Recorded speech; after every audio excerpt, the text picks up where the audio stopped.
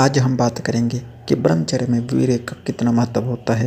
अगर आप देखें कि अन्न से रस, रस से रक्त, रक्त से मांस, मांस से चर्बी, चर्बी से हड्डी, हड्डी से मज्जा और अंत में मज्जा से शुक्र व वीर्य धातु बनता है। जो गुदा मज्जा हड्डियों के भीतर छुपा हुआ रहता है, उससे वीर्य उत्पन्न होता है। वह सूक्ष्म स्थिति में शरीर के सब सूक्ष्म भागों में पाया जाता है। रस से रक्त, रक्त से मांस, मांस से चर्बी, चर्बी से हड्डी और हड्डी से मज्जा और मज्जा से वीर्य बनता है। ये ही 7 धातु इस शरीर और जीवन का आधार है। गौर कीजिए कि वीर्य कितना कीमती है, वह अंतिम सार है, वह सभी सारों का सार है। रक्त की 4 बूंदों से वीर्य की 1 बूंद बनती है। आयुर्वेद के अनुसार रक्त की 80 बूंदों से वीर्य की 1 बूंद बनती, ऐसा माना गया है। जिस प्रकार और दूध में मक्खन सर्वत्र व्यापक रहता है, ठीक उसी प्रकार शरीर में वीर्य व्यापक रहता है। जिस प्रकार दूध से मथ कर मक्खन निकाल लेने के बाद पतली छाछ रह जाती है, ठीक उसी प्रकार वीर्य क्षय होने से वह पतला पड़ जाता है। जिसका अधिक वीर्य का क्षय होगा, उतना ही अधिक मनुष्य अशक्त होगा। अशक्त मीन्स शक्तिहीन होगा। योग शास्त्रों में कहा है, मरतम बिंदु पातेन जीवनम बिंदु रक्षरात, अर्थात बिंदु वीर्य के पतन से मृत्यु और उसके रक्षण से जीवन प्राप्त होता है। वीर्य ही मनुष्य में वास्तविक सार भूत शक्ति है।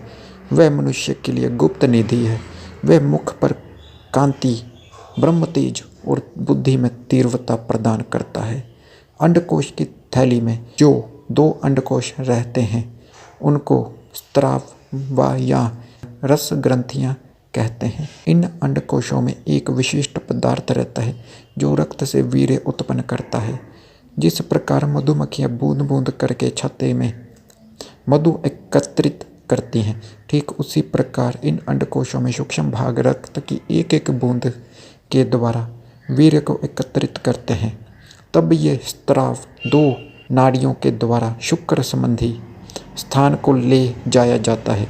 उत्तेजना व प्रकोप की अवस्था में वह विशिष्ट नाड़ियों के द्वारा मूत्र नली में फेंक दिया जाता है, जहाँ वह शीशन संबंधी स्त्राव के साथ मिल जाता है। इस विषय में विशेष जानकारी के लिए किसी शरीर रचना संबंधी शास्त्र का अवलोकन कीजिए। इस ज्ञान की आवश्यकता है। अब मैं परावश्यक विभाग साधना की ओर चलता हूँ, जिसमें वीर्य रक्षण के अभ्यासिक तरीके बताए गए हैं। आयुर्वेद के अनुसार वीर्य 7वीं यानी आखिरी धातु है, जो मज्जा से बनता है। इन 7 धातुओं का निश्चित वर्णन ऊपर कर दिया गया है। प्रत्येक धातु के 3 भाग होते हैं। वीर्य स्थूल शरीर की, हृदय तथा बुद्धि की पुष्टि करता है। जो मनुष्य स्थूल शरीर, हृदय और बुद्धि तीनों का सदुपयोग करता है, केवल वही पूर्ण रूप से ब्रह्मचर्य का पालन कर सकता है। एक पहलवान या कुश्ती करने वाला जो केवल अपने स्थूल शरीर ही को पुष्ट रखता है, परंतु अपनी बुद्धि व हृदय को उत्पन्न नहीं करता है, वह पूर्ण ब्रह्मचारी कदापि नहीं रख सकता है अपने आप को। वे केवल शारीरिक ब्रह्मचर्य ही रख सकता है, ना कि मानसिक और हार्दिक। वह धातु जिसका संबंध हृदय और मन से है, निसंदेह वह जाएगा।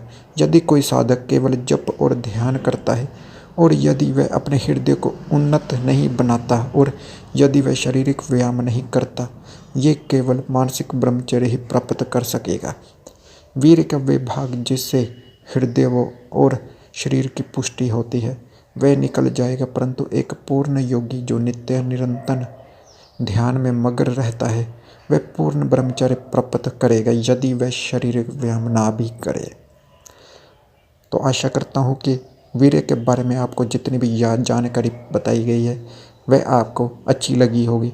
और आगे भी ऐसे ही ब्रह्मचर्य के प्रति जानकारी प्राप्त करने के लिए इस चैनल को सब्सक्राइब कर लें और बेल आइकन को भी प्रेस कर दें। और इस वीडियो को ज़्यादा से ज़्यादा शेयर भी ज़रूर करें, ताकि और भी लोगों को इस वीडियो के बारे में जानकारी प्राप्त हो सके। धन्यवाद। ओम।